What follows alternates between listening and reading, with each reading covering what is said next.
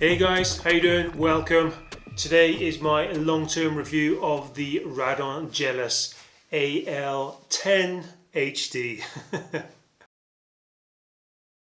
So obviously the Jealous is RADON's cross-country offering, but I have to be honest, it's a cross-country offering that is slightly beefed up. You know, RADON like to make beefy bikes, and I think even in the cross-country field they have done this as well.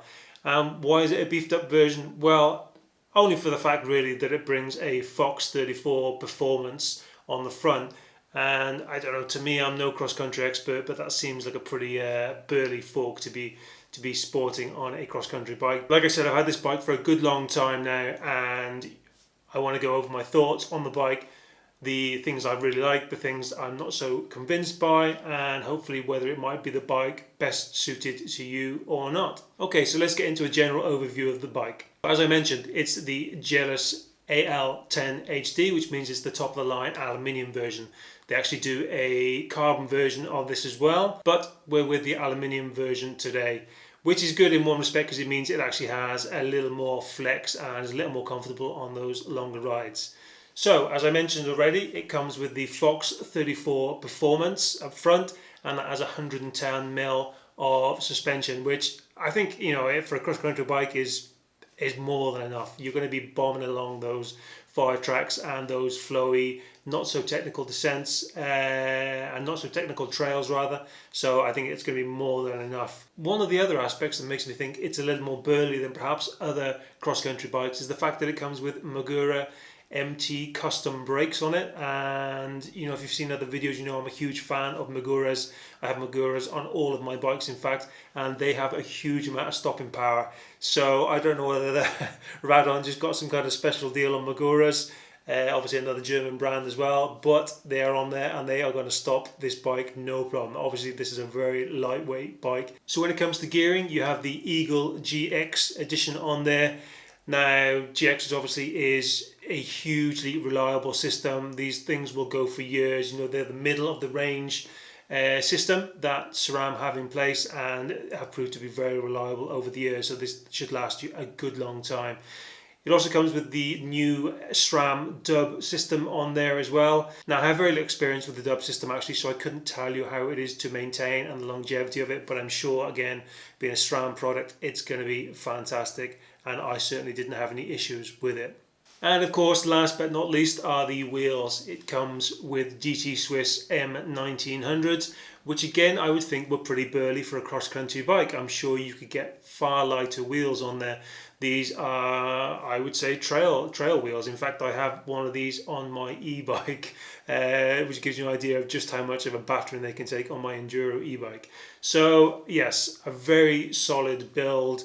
So just to give you a very basic overview of some of the geometry numbers here, I'm on the 18-inch frame, or I've been riding the 18-inch frame, which I guess you could call a medium. I'm 176 centimeters tall. So the seat tube angle is 74.2. Now when I heard that number, I actually thought that was really quite relaxed, but it definitely doesn't feel like that. It's a very capable bike climbing, very agile on the climb, so there's no problem there.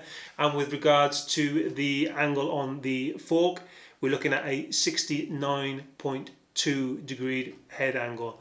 Now, this is cross country, this is not a trail bike, this is not something I'm used to. 69 sounds about right to me. Okay, so let's get down to the fun factor. I mean, after all, we ride bikes to have fun, or at least I know I do. Now, the RADON Jealous is a hugely nimble bike. Now, if like me, you're typically a trail bike rider, or even enduro bike rider, or e-bike rider, moving over to a cross-country bike is a bit of a change, a bit of an upset to what we're used to.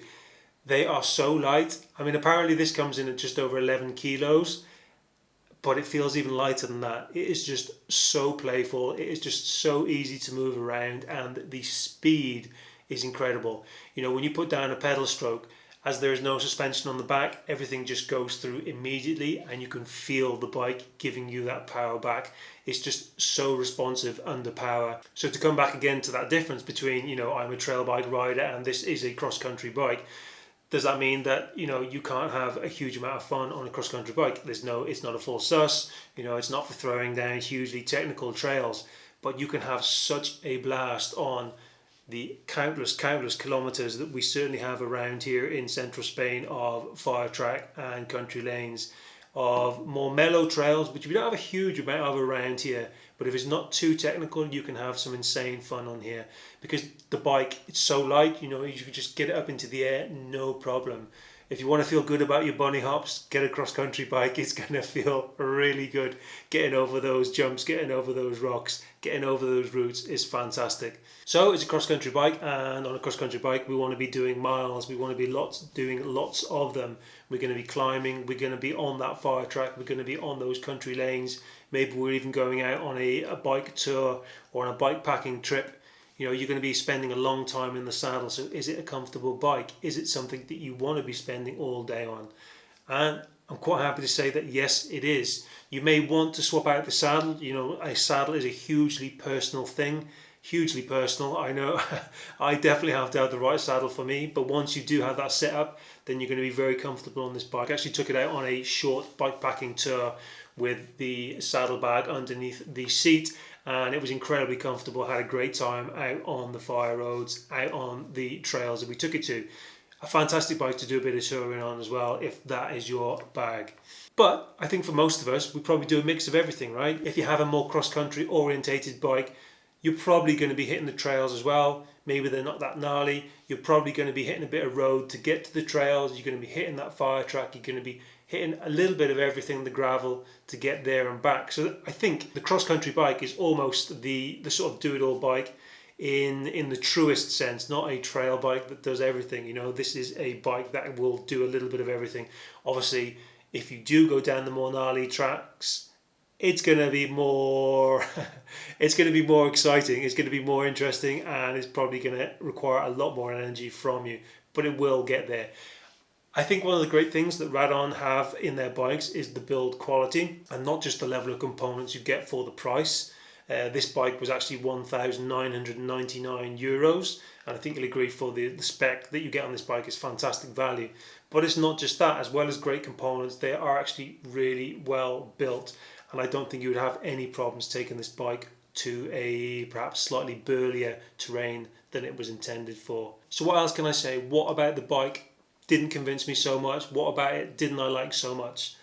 Well, I've got to be honest, there wasn't anything about it that I didn't like. There were a few things that I swapped out as soon as I got it. As soon as I got the bike, I swapped out the grips because they came with the standard, it seems to be SDG hard plastic grips.